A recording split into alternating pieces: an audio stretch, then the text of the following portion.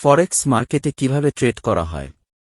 যদিও পূর্বে আমি খুব ভালোভাবে বুঝিয়েছি ফরেক্স মার্কেট কি, তবুও আরও একবার ছোট করে আলোচনা করি।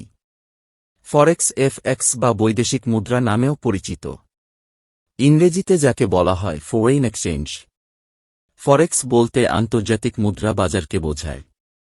ফরেক্স মার্কেটে ব্যাংক, প্রতিষ্ঠান এবং ব্যক্তিবর্গ কারেন্সির এক্সচেঞ্জ রেট নিয়ে অ্যানালাইসিস করে থাকে। ফরেক্স মার্কেট হল বিশ্বের সবচাইতে বড় ফাইন্যান্সিয়াল মার্কেট। ফরেক্স ট্রেডিং কিভাবে কাজ করে? একজন ফরেক্স ট্রেডার অ্যানালাইসিস বা অনুমান করে যে একটি কারেন্সি অন্য কারেন্সির বিপরীতে প্রাইস বাড়বে বা কমবে। সুতরাং ফরেক্স মার্কেটে প্রফিট করার জন্য কারেন্সির প্রাইসের উপর অ্যানালাইসিস বা অনুমান অত্যন্ত গুরুত্বপূর্ণ।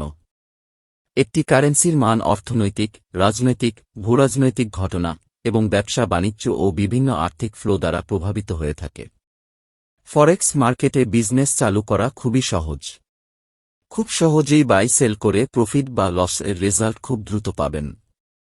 একটি কারেন্সি অপর কারেন্সির ভ্যালু প্রকাশ করে।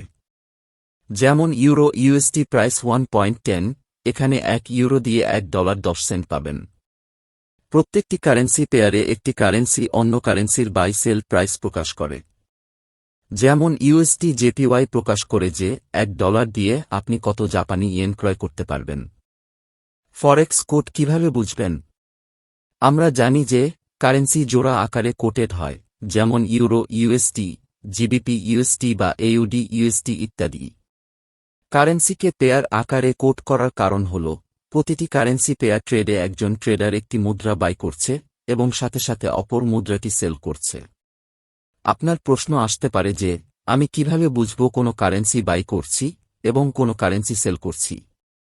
যদি আপনার মনে এমন প্রশ্ন আসে তবে আপনাকে ধন্যবাদ, কারণ আপনি সঠিকভাবে স্টাডি করতেছেন।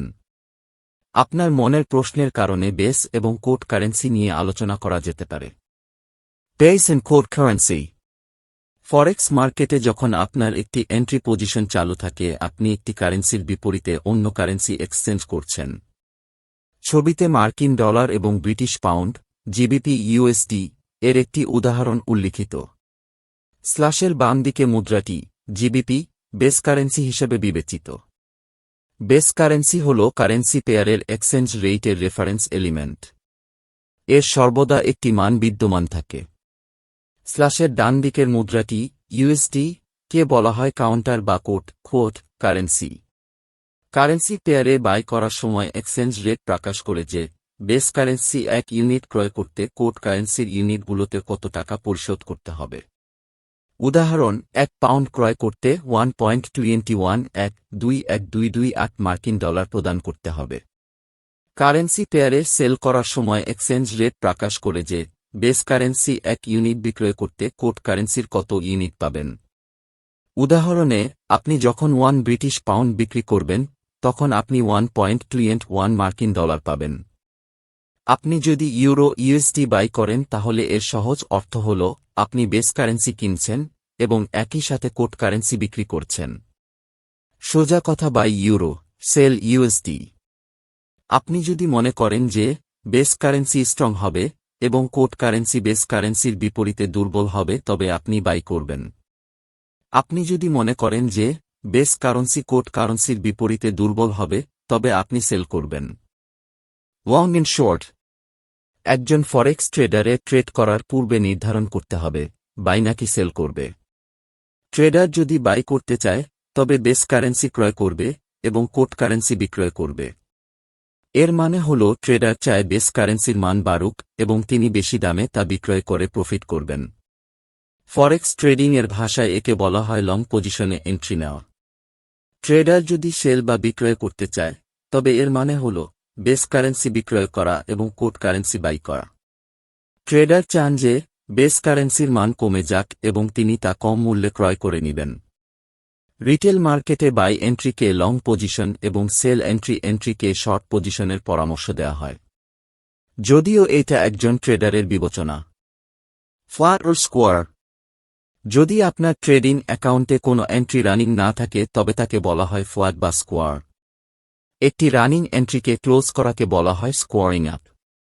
ডেড অ্যাস্কেন স্প্রেড। টোটাল ফরেক্স মার্কেট প্রাইসকে দুইটি ভ্যালুতে এস্টাবলিশড করা হয়েছে, বিড প্রাইস এবং আস্ক প্রাইস। সাধারণত বিড প্রাইস আস্ক প্রাইসের চেয়ে কম মূল্য অফার করে। হোয়াট ইজ বিড? বিড হল সেই মূল্য যা আপনার ব্রোকার কোড কারেন্সির বিনিময়ে বেস কারেন্সি কিনতে ইচ্ছুক। আপনি যদি সেল করতে চান তবে ব্রোকার তা বিড প্রাইসের মাধ্যমে ক্রয় করতে আগ্রহী। What is ask price? Ask প্রাইসকে অফার প্রাইস ও বলা হয়। আপনি যদি বাই করতে চান তবে ব্রোকার একটি প্রাইস আপনাকে অফার করবে।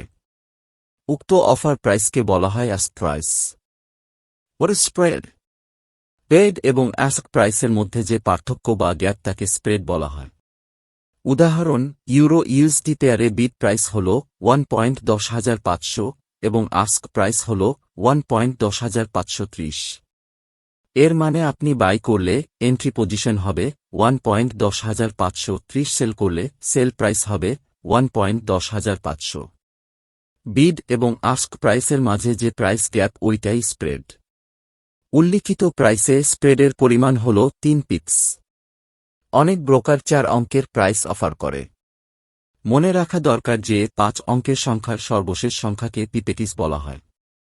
4 নাম্বার সংখ্যা থেকে পিপস গণনা করা হয়। আমি আশা করি আজকের এই সামান্য আলোচনা থেকে আপনি অনেক কিছুই শিখতে ও বুঝতে পেরেছেন। ধন্যবাদ।